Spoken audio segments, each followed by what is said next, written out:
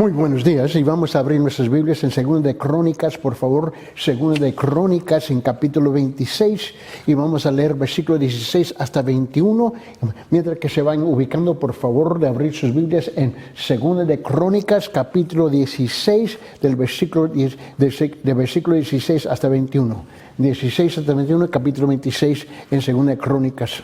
Y vamos a ver si podemos responder a esta pregunta. Y la pregunta ¿es la salvación por obras? Es la salvación por obras. Y estamos continuando hablando sobre el estudio que estamos realizando aquí en cuanto qué es el Evangelio, ¿no? Y tratando con el Evangelio en el resto del Nuevo Testamento para llegar al punto y para clavar el punto, o para intentar clavar el punto, tenemos que llegar al Antiguo Testamento. Y por supuesto la respuesta es no. Es la salvación por obras. ¿Las obras de quién? ¿Del hombre? ¿Y cuáles de todas las obras que el hombre realiza, cuáles de todas sus obras califica para obtener su propia salvación? Y la Biblia nos presenta, note bien, hoy en día es un fenómeno que ha continuado desde el principio del tiempo. Esto es nada nuevo, no es nada nuevo hoy día, esto es algo que ha sucedido por la historia de la humanidad y se nombra orgullo. Se nombra arrogancia. Y note que la Biblia presenta la arrogancia como una actitud que contrasta con la salvación de Dios. Y la arrogancia, que incluye el orgullo y la soberbia, ¿no?, se considera un pecado que impide la humanidad a llegar al punto de ser humilde, que impide la humildad y la dependencia de Dios y también en Dios, y requisitos esenciales para la salvación. Porque el hombre, tú y yo, no llegamos, ¿no?, a la salvación a través de nuestros propios méritos y crédito, ¿no? El papel de la arrogancia en la salvación es demasiada peligrosa. Mira bien, la Biblia ve la arrogancia como la opuesta a la piedad y el amor, y que exalta al yo sobre Dios. Y este es el problema que se ha continuado desde el principio con Adán y Eva. La arrogancia dificulta que una persona reconozca su necesidad de Dios y se humille ante Él, un paso crucial para la salvación. Y la Biblia advierte que la arrogancia puede llevar a la destrucción y el fracaso. En contraste, la Biblia enseña la importancia de la humildad y la dependencia en Dios. ¿Para qué? Para la salvación, como lo demuestra en la parábola del fariseo y el publicano. Pero su pecado original, ¿no?, fue un acto de arrogancia a desobedecer a Dios y creerse más sabios que Él. Satanás también, tenemos que reconocer que Satanás también, ¿no?, se rebeló con arrogancia, negándose a reconocer a Dios como su Señor. 2 de Crónicas, capítulo 26, por favor. 2 de Crónicas, capítulo 26, comenzando del versículo 16, y vamos a llegar hasta el versículo 21. Y aquí tenemos un rey que tomó sus propias decisiones de desobedecer a Dios, de desobedecer a los sacerdotes, desobedecer a sus consejeros, y él tomó el asunto en sus propias manos. Iba a hacer lo que él iba a hacer simplemente por ser un hombre arrogante. Ahora, lo que quiero hacer en la historia de este rey que vamos a tratar aquí no es tan importante como la arrogancia. Mira bien, 2 Crónicas, capítulo 26, del versículo 16 hasta 21. 2 Crónicas, capítulo 26, del versículo 16 hasta 21. Dice: pero cuando llegó a ser fuerte, su corazón se hizo tan orgulloso que obró corruptamente, y fue infiel al Señor su Dios, pues entró al templo del Señor para quemar incienso sobre el altar del incienso. Entonces el sacerdote Azarías entró tras él, y con él 80 sacerdotes del Señor, hombres valientes, y se opusieron al rey Usías. Usías tomó la decisión que él iba a tomar sus propias decisiones, hacer lo que le daba la gana en la forma que le daba la gana de hacerlo. Note bien que esta arrogancia, esta soberbia, ¿no?, es lo que lo detuvo a él de entrar en la misericordia de Dios. Y aquí en versículo 18 dice, y se opusieron al rey Usías y le dijeron, no te corresponde a ti, Usías, quemar incienso al Señor, sino a los sacerdotes, hijos de Aarón, que son consagrados para quemar incienso. Sal del santuario, porque has sido infiel y no recibirás honra del Señor Dios. Ahora, él tenía todavía la oportunidad de arrepentirse y salir, pero no lo hizo. Mira lo que dice el versículo 19.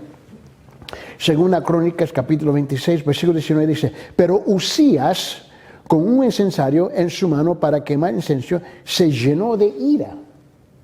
Y mientras estaba airado contra los sacerdotes, la lepra le brotó en la frente delante de los sacerdotes en la casa del Señor junto al altar del incienso.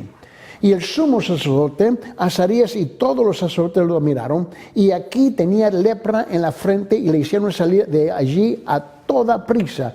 Y también él mismo se apresuró a salir porque el Señor lo había herido. ¿Saben otra palabra? La lepra se manifestó instantáneamente y corrió por todo el cuerpo de prisa, rápido lo consumió. Versículo 21. Y el rey Usías quedó leproso hasta el día de su muerte y habitó en una casa separada, ya que era leproso, porque fue excluido de la casa del Señor, y su hijo Jotam estaba al frente de la casa del rey, gobernando al pueblo de la tierra. Note qué es lo que podemos concluir aquí, básicamente, porque estamos hablando del Evangelio, y note bien que el hombre soberbio, el hombre orgulloso, el hombre arrogante nunca puede llegar delante de la cruz del Señor Jesucristo y presentar sus propios méritos y su propio crédito, sus logros, ¿no? Sus logros en decir, bueno, yo merezco porque yo soy el regalo para el cielo. Así no funcionan las cosas. Note bien que la arrogancia, si vamos a concluir aquí en este versículo que estamos hablando del versículo 16 hasta 21, que la arrogancia se presenta en la Biblia como un obstáculo. ¿Para qué? Para la salvación. Y ahí está el problema nuestro del hombre humano. Desde Adán y Eva, no es algo nuevo, esto no le pertenece a ninguna cultura, a ningún idioma. Este es el problema de la humanidad por todas partes del mundo, ya que contrasta con la humildad y la dependencia en Dios, dos requisitos esenciales para el arrepentimiento y la fe en Jesucristo. Y la Biblia anima a los creyentes, ¿no?, a abandonar la arrogancia y buscar la humildad, la cual les permitirá a recibir la gracia y la salvación de Dios. Note bien conmigo, por favor, y vamos a ver si podemos responder a esta pregunta. Tú sabes que la pregunta es la que nos va a dirigir aquí. Ahora, en resumen, la arrogancia, la soberbia, el orgullo, etcétera, siempre ha sido un gran obstáculo para el hombre cuando se presenta delante de Dios. Sea incrédulo, sea pagano o sea creyente. Todos nosotros somos capaces de hacer esas cosas. No estamos pintando un cuadro de un grupo versus otro grupo. No, esta es la realidad del ser humano, ¿no? Pero mira bien, y la pregunta ¿es la salvación por obras? Por supuesto que no, pero esa pregunta continúa hasta la fecha.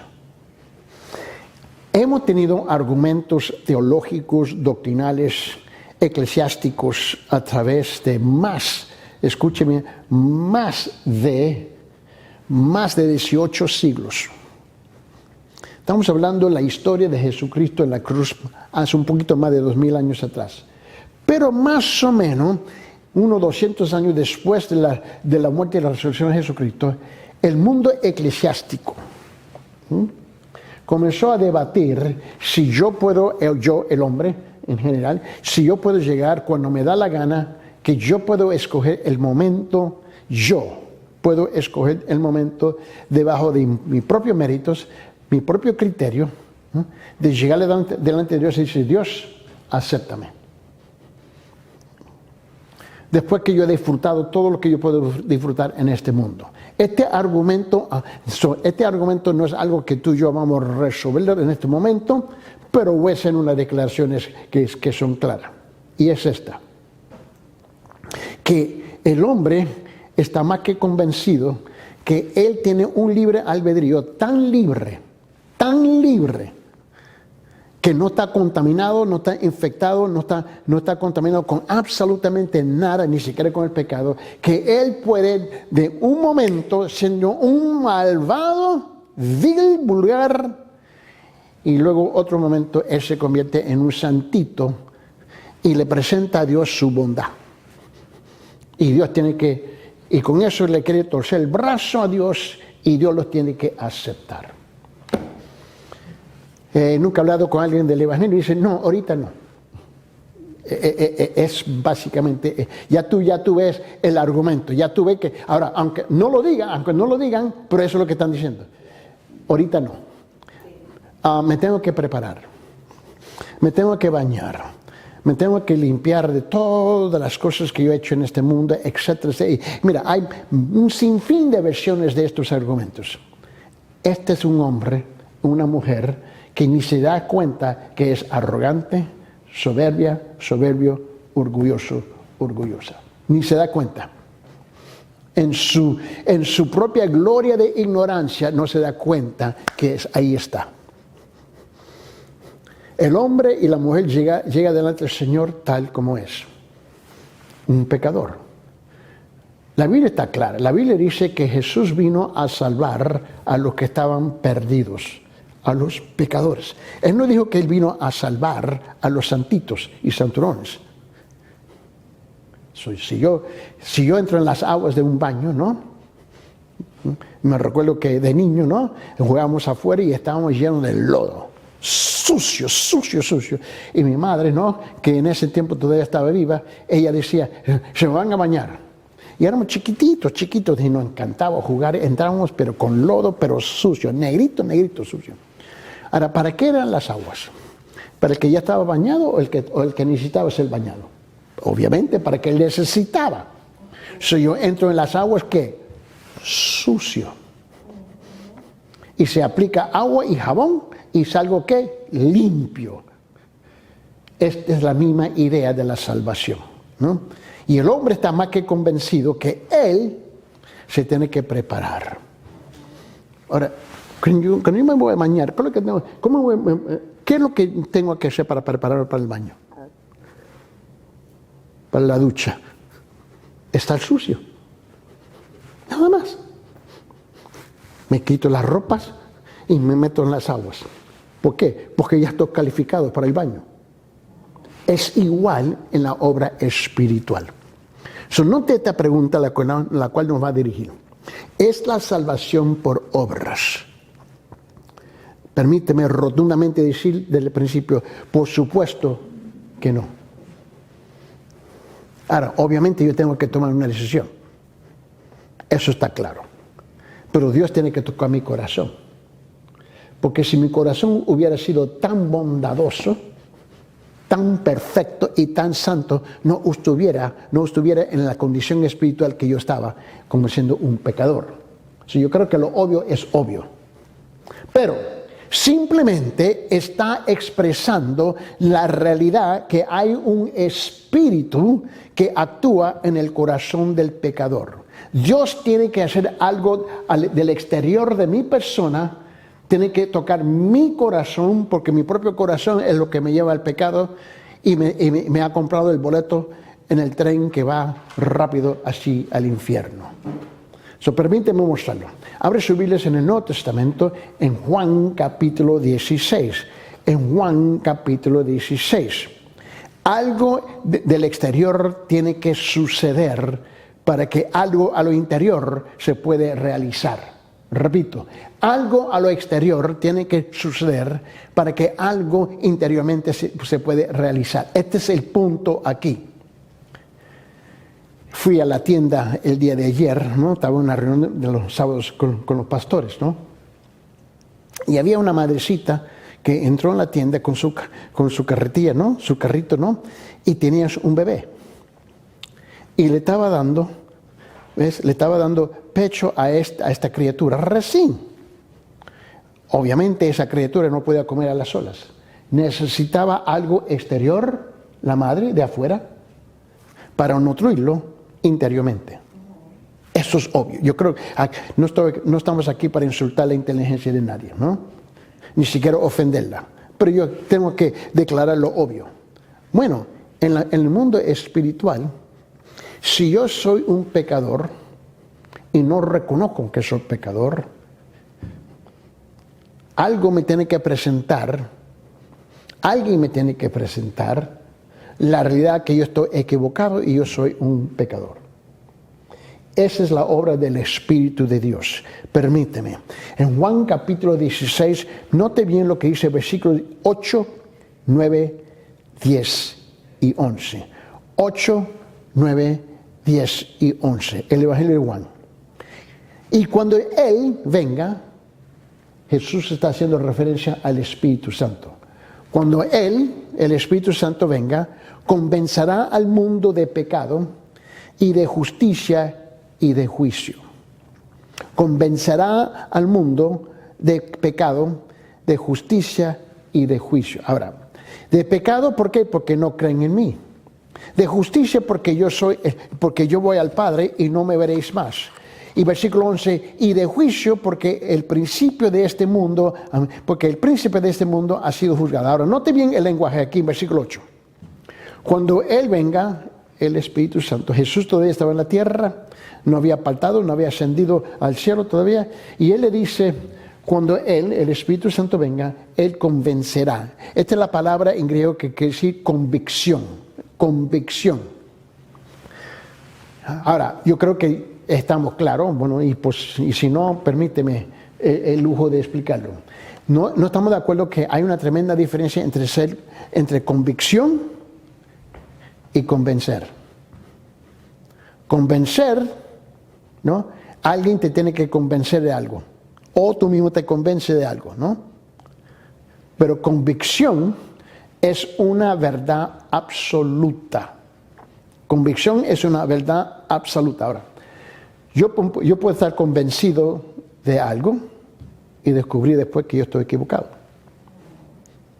Y luego me presentan otro argumento y me puedo convencer de él a otra cosa y descubrir que estoy equivocado todavía. Nunca tienes el asunto donde tú crees que algo sucedió, alguien dijo algo pasó para descubrir que así no fue.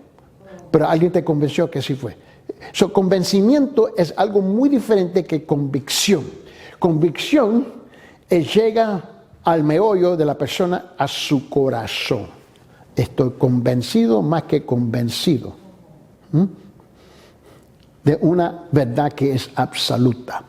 En versículo 8 dice, y cuando Él venga, el Espíritu Santo, convencerá al mundo de pecado y de justicia y de juicio. Este es el prerequisito para la salvación. La pregunta, ¿es la salvación por obras?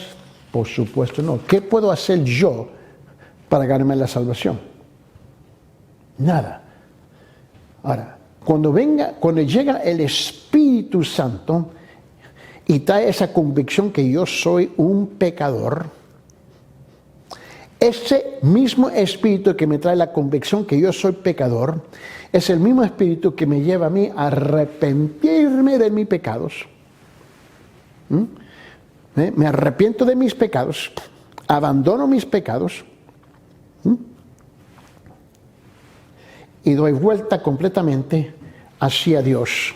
Y cuando voy hacia Dios, acepto su autoridad, su verdad absoluta en mi vida. Le doy la espalda al pecado y reconozco que soy pecador.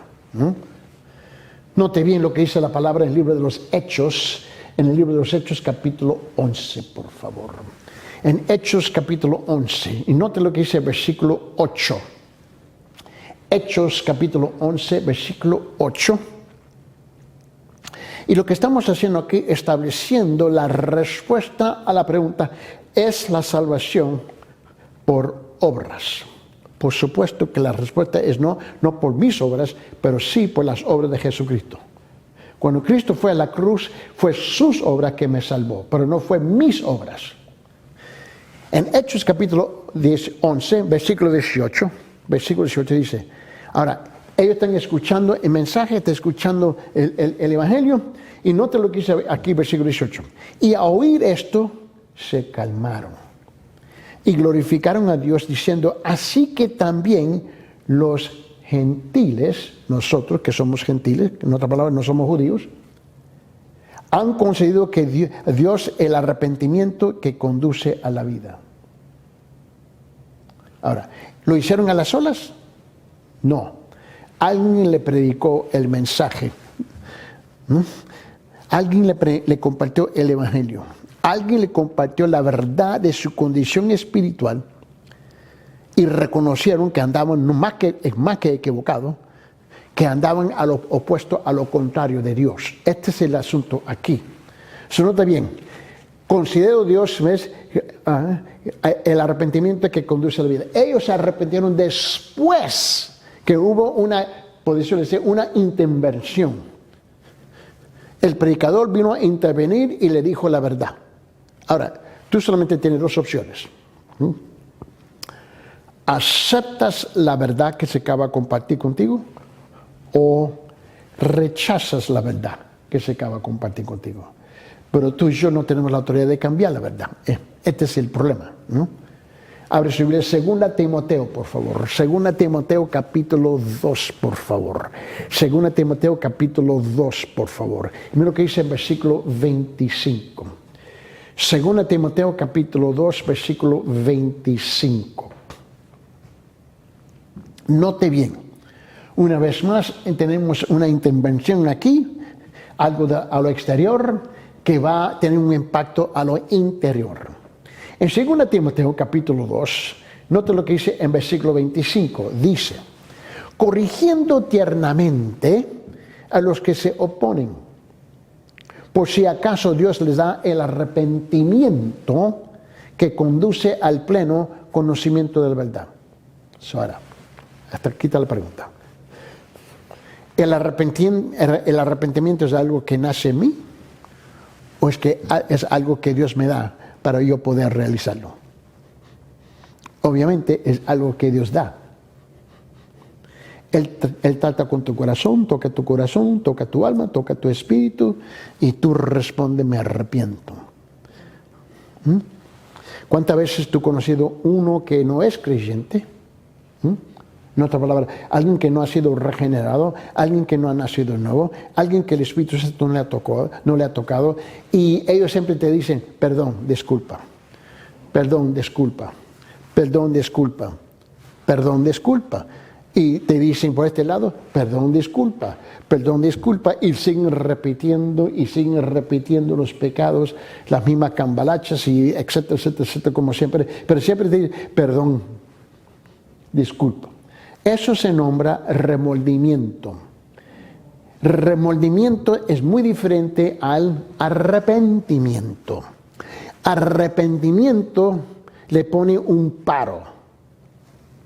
Remordimiento, me pescó otra vez. Me siento mal, no porque acabo de pecar, me siento mal porque me pescaron pecando. Y esa es la realidad de mucha gente hoy en día. Ellos entran en un estado de remordimiento, ¿ves? Y no es un estado de arrepentimiento. El requisito es arrepentimiento, no remordimiento. Corrigiendo, aquí en versículo 25, 2 Timoteo capítulo 2, dice, corrigiendo tiernamente a los que se oponen, por si acaso Dios les da, ¿qué? El arrepentimiento. Dios tiene que dar a ti ¿qué? El arrepentimiento, la capacidad, la habilidad, el deseo, el querer de arrepentirme. Ahora, la semana pasada estuvimos hablando de que Pedro llegó un momento, y abre su Biblia en Hechos capítulo 10. Hechos capítulo 10, por favor. Y la semana pasada estuvimos hablando extensamente, ¿no?, en detalle sobre este asunto, esta idea de que Dios no hace acepción de personas, ¿no? En otra palabra, lo vimos puesto en el contexto del perjuicio, la discriminación, que un grupo étnico discrimina contra otro grupo étnico simplemente por... Y estuvimos hablando de eso la semana pasada. En otra palabra, eso existe por todas partes del mundo. Por todas partes del mundo, ¿no? Un grupo, depende, ¿ves? Si eres más trigueño, más morenito, tú vas a sufrir más. Y no importa qué país tú te encuentres, ¿no? Esa es la realidad. Mi familia que viene de Puerto Rico, ¿no? Y parte de ellos de Cuba, ¿no? Y de México, vamos a descubrir que así era. Así era. Este no es un asunto, como digo, exclusivo a los Estados Unidos. Cuando yo estaba viviendo en Sudamérica, en Perú, ¿no? Ve la gente más blanquitos, ¿no? Más del estilo de España, discriminaba contra los demás. Los chaparritos negritos tenían problemas. Y olvídate, el indio tenía que sufrir porque lo maltrataba simplemente por ser indio, nada más. A pesar que le daba de comer, pero así era. Este es un problema por toda parte del mundo. Ahora, si tú entiendes ese concepto, yo creo que todo el mundo sí lo entiende, la gente cree que Dios hace acepción de personas. Dios es parejo, Dios perdona a todos, no importa el color de su piel, su altura, porque si fuera por altura, muchos de nosotros tuviéramos problemas, porque yo soy chaparrito, yo no soy alto. Pero note bien, Dios no hace acepción de personas, pero en la religión, nos encanta hacer acepción de personas, nos encanta discriminar.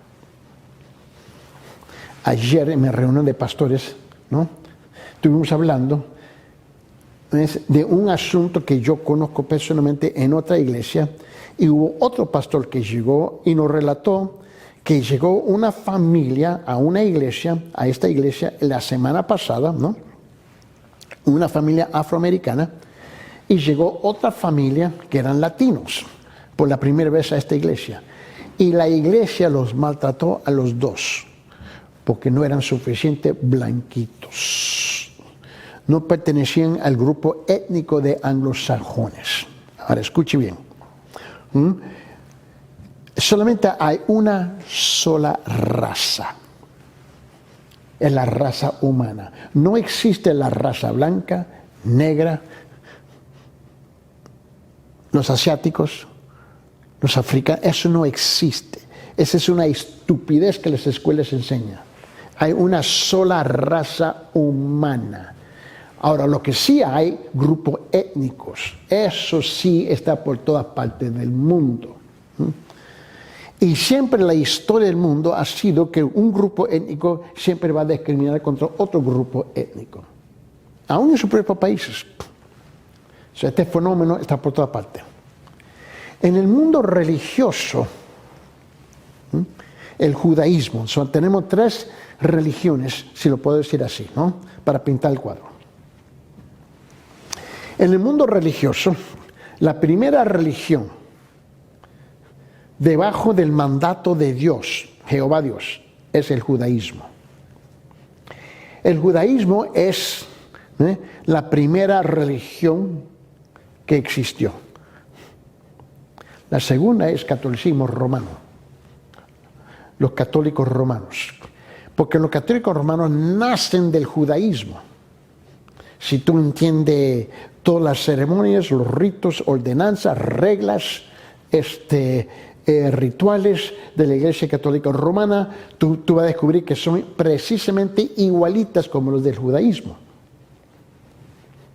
Y luego del catolicismo romano nace el cristianismo o los protestantes.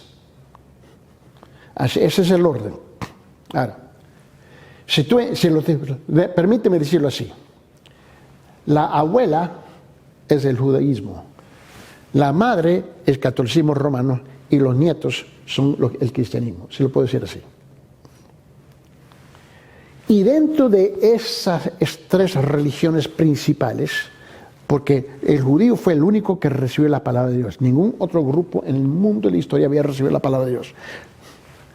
Y aún dentro del judaísmo, se discriminaba contra aquellos que no eran judíos. Los maltrataban, los maldecían, los condenaban. Dentro de la religión del judaísmo. Bueno, ¿y qué tú crees que hizo la hija, que es la madre? Catolicismo romano. Igual. Vino a discriminar contra aquellos que no eran igual como ellos. Y la convención al catolicismo romano era al punto al punto de la espada. Y aun cuando se convirtieron en catolicismo romano, ¿no? Todavía eran maltratados y discriminados. Ahora llegamos, ¿ves?, al cristianismo, a los protestantes. Igual sucedió. Hasta la fecha. Ayer en la reunión con los pastores me estaban relatando de estas dos familias. Una familia afroamericana y la otra hispana. Y que se le dijeron a ellos que ellos no tenían la bienvenida en esa iglesia. Y ambas familias se levantaron y se fueron.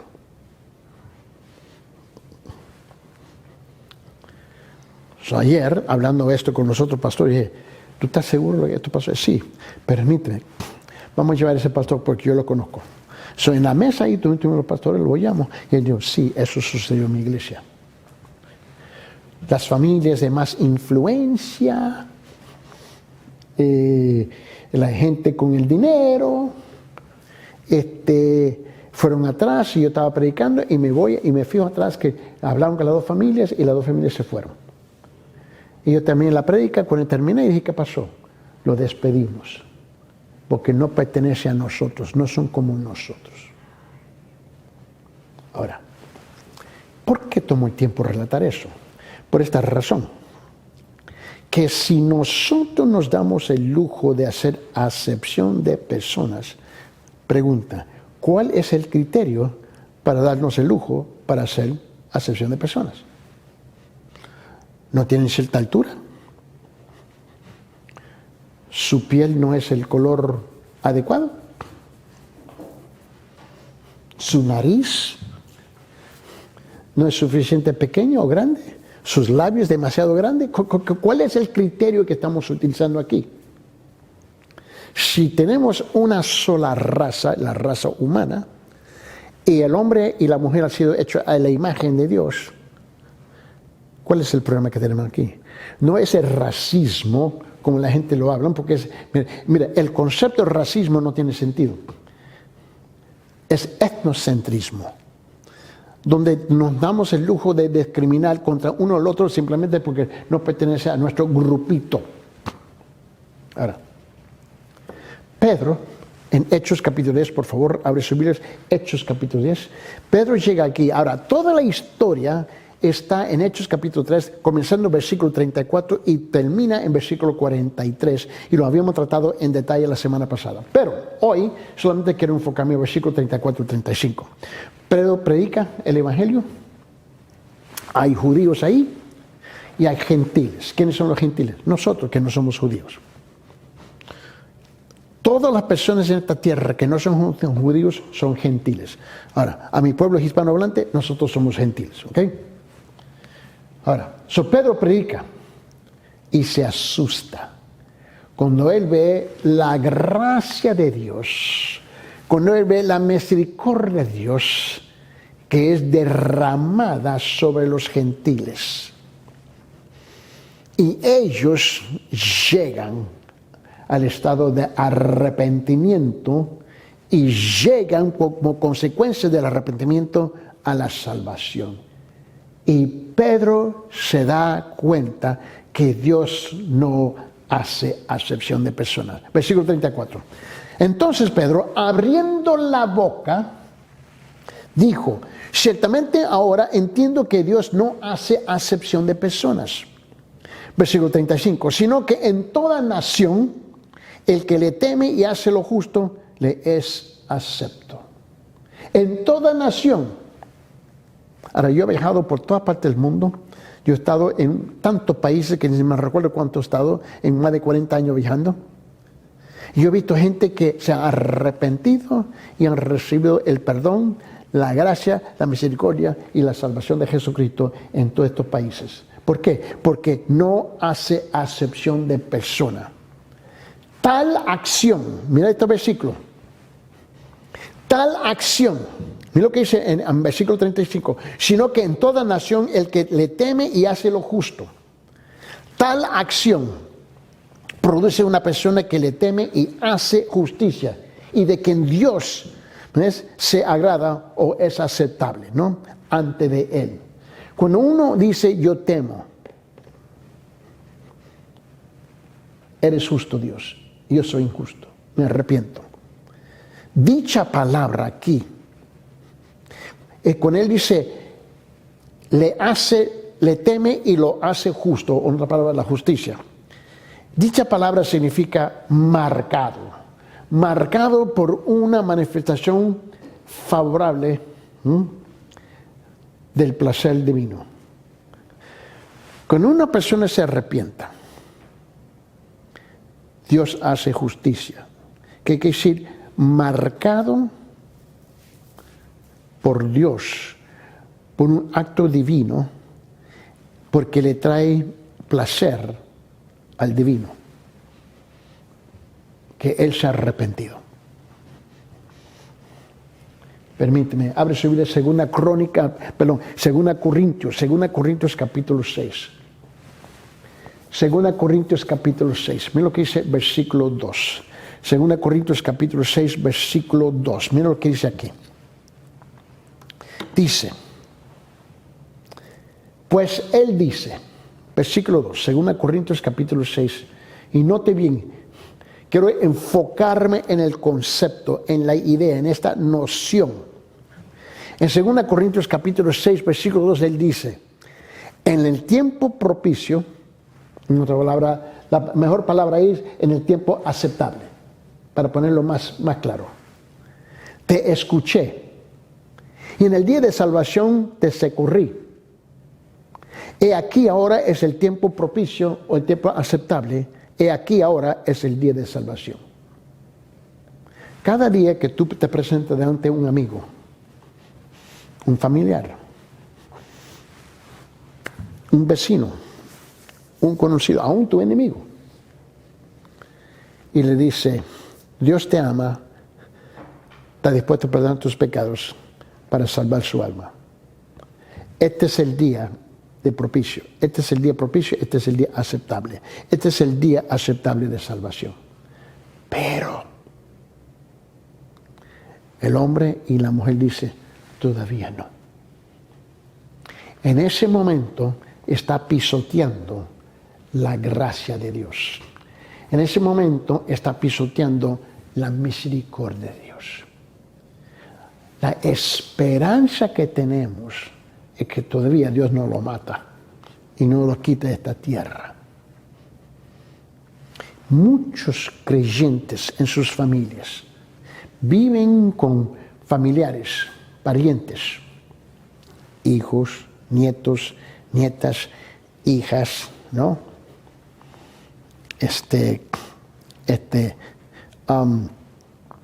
Con padres, abuelos, esposas, esposos, que viven una vida descarriada, una vida que no reconoce a Dios en nada. Y el creyente sufre en su corazón sabiendo que en cualquier momento Dios se lo puede llevar. Vivimos con familias sufriendo sabiendo que en cualquier momento esa persona puede apartar esta tierra.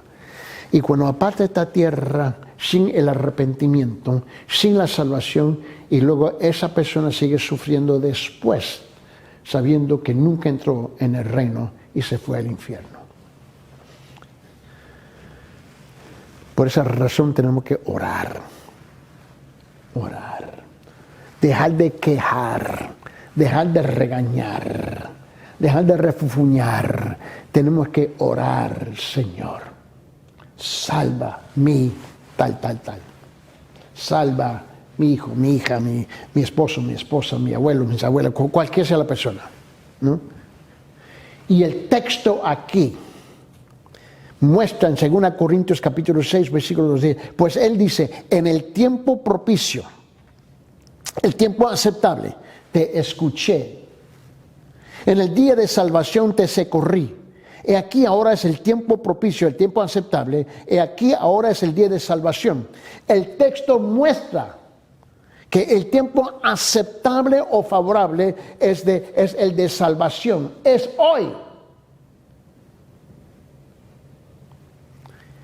Como le dije la semana pasada o antes de semana, estaba hablando con un señor, una iglesia que yo fui a predicar en Sudáfrica.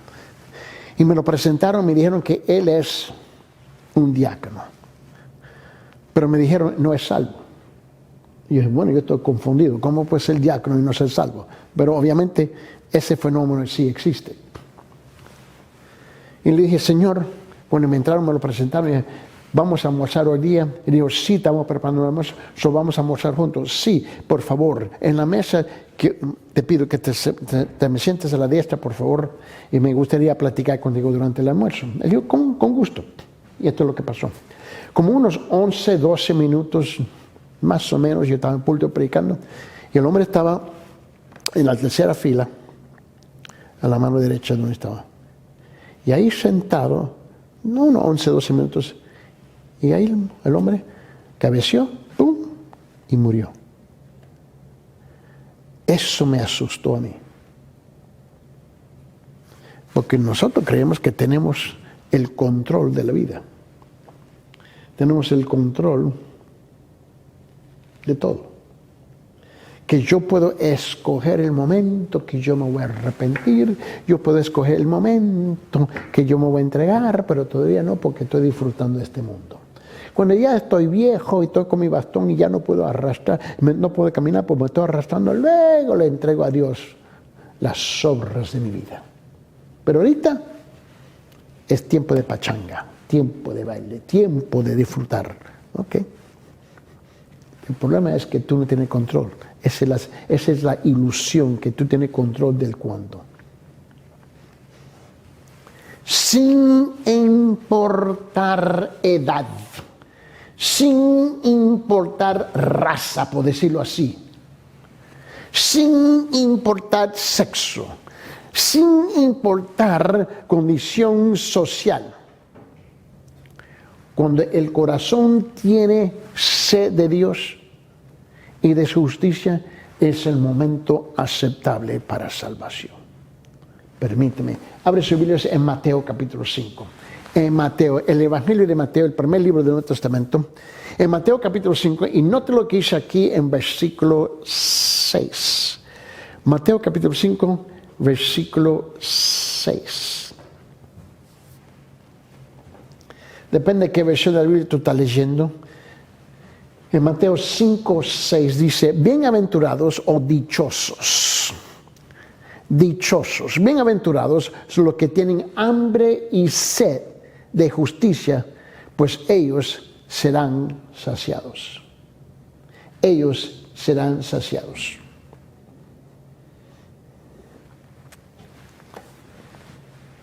Cuando tú llegas a ese momento, que tú tienes hambre y sed de justicia. Yo estoy, vamos a decirlo así, en la forma como lo decimos nosotros en la isla de Puerto Rico. Ya estoy harto de mi persona. Me doy asco. Estoy cansado de mí. Y estoy cansado de mí ya. Todo lo que toco lo daño. He destruido mi esposa, mis hijos, mi hogar, mi familia, mis finanzas, mi economía, mi carro, mi negocio, mi empleo, todo. Estoy cansado de mi Señor, estoy cansado. Cuando uno llega por fin a ese estado, no importa si sea un hombre intelectual, exitoso, que es dueño de compañías, no importa si tiene millones de dólares en el banco, en la cuenta bancaria, pero ha destruido su familia.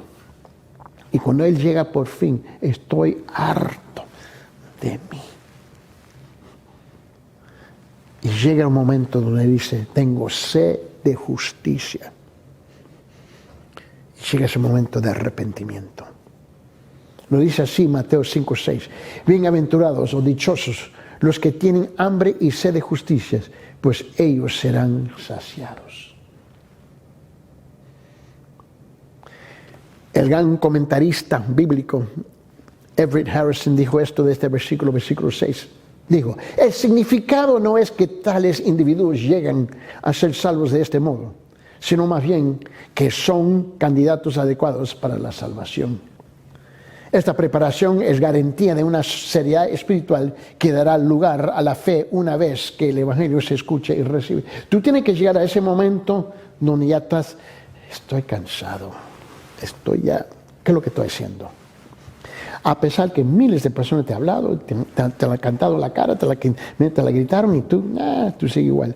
Pero tú vas a llegar a un momento, dice, estoy cansado de esta vida. Mi vida ha sido una vida de fiesta. Borrachera. Ser vil. Pecador, vulgar. Y ya estoy cansado. Por eso dije, deja de regañar, deja de refufuñar, deja de entrar en debates y comienza a orar. Señor, lleva a mi hijo, lleva a mi hija, lleva a mi abuela, lleva a mi abuelo, lleva a mi nieto, lleva a mi nieta, lleva a mi hermano, a mi hermana, a mi esposa, llévalo a ese estado donde ya está cansado de él o ella misma. Porque no hay nada que yo pueda decir. No me escuchan. Pero yo sé esto, tú me escuchas en mis oraciones. Tú me escuchas en mis oraciones. Es la razón por que él dijo en 2 Corintios capítulo 6, versículo 2, que acabamos de leer, en 2 Corintios 6, 2, cuando él dijo, pues él dice, en el tiempo aceptable, en el tiempo propicio, te escuché. Y en el día de salvación te socorrí. Eso es lo que tú y yo necesitamos. Un tiempo donde alguien nos escucha. Un tiempo cuando Dios nos escucha. Esto es lo que tú y yo necesitamos. Ese tiempo. Yo sé que estás cansado, estás cansada, estás frustrado, estás frustrada. Que mi familia, y que mis amigos, y que mis vecinos, y que mis conocidos, y que mi. ¿Sabe qué? No estás solos, no estás a las solas. Todos nosotros tenemos familiares, conocidos, vecinos, etcétera, que andan mal. Pero yo tengo que reconocer que la salvación, la pregunta, ¿es la salvación por obra? No. Yo veo que llena el blanco ahí, mi esposa, mi hijo, mi esposo, mi abuelo, que sea, llena el blanco ahí. No se puede arrepentir a las solas. Yo espero que se arrepiente, pero estoy esperando en vano. Porque no tiene la capacidad de hacerlo. Pero Señor, toque su corazón. Toque el corazón de mí. Pues ellos pueden llegar y arrepentirse. Llévalos a ese punto donde ya están hartados, completamente hartos de ellos mismos. Señor, llévalo ahí. Y mientras que los llevas ahí, dame la habilidad, dame la capacidad de soportar lo insoportable, de amar y abrazar mi querido tal como Él es, pero orando, que hagas la obra en su corazón. Muchos de nosotros como creyentes hablamos, deseamos que mí se salve, pero no estamos orando, estamos quejando. Tenemos un deseo, pero no estamos orando. El requisito es orar.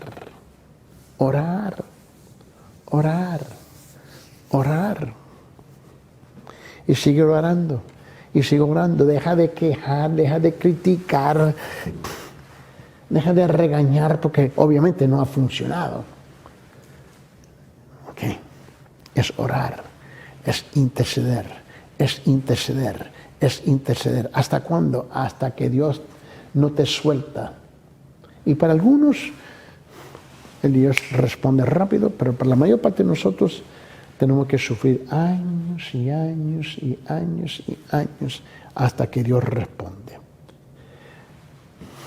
Una señora me dijo, tú no entiendes. A mí me encanta cuando siempre una persona me dice, pastor, tú no entiendes. Yo soy bruto, yo entiendo. Okay, yo no entiendo nada. ¿No?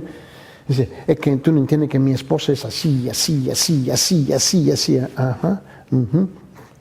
Así yo entiendo. ¿Y cuándo es que usted llegó a ese estado de arrepentimiento? Y me recuerdo que esta señora específicamente, ella me dijo, yo tengo 72 años, ella me dijo, ok. Y mi esposo, tenemos más de 50 y pico de años casados, y él no cambia, ok. ¿Y cuándo es que usted llegó a los pies del Señor Jesucristo? Me dice 2 años atrás. Ok. 2 años atrás. Por 70 años fuiste una malvada. ¿Cómo? No, señora, déjame hablar claro contigo. Usted fuiste una malvada pecadora. Sí. Pero por fin Dios me alcanzó. Ok. ¿Por qué es que tú le das gracias a Dios que Él tuvo paciencia contigo y no con tu esposo? ¿Cómo? Yo dije, señora, tú lo estás condenando a Él en vez de estar intercediendo por Él. La mayor parte de nosotros... Mira, mi papá cuando llegué al momento de que lo tuve que enterrarme, llegó a los 90. Y por fin se arrepintió.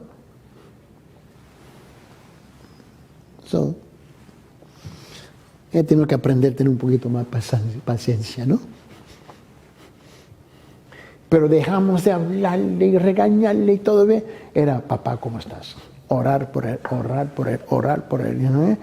Y él comenzó a leer la Biblia. ¿Y qué pasa con él? Deje de criticarlo. Obviamente Dios le está haciendo una obra en su corazón. Está llegando. Nosotros somos incrédulos. Los creyentes, no lo creo. ¿Qué clase de fe tenemos en ese caso? Tú y yo necesitamos interceder por nuestros queridos que llegan a los pies del Señor, porque Dios no hace acepción de personas. Señor Padre,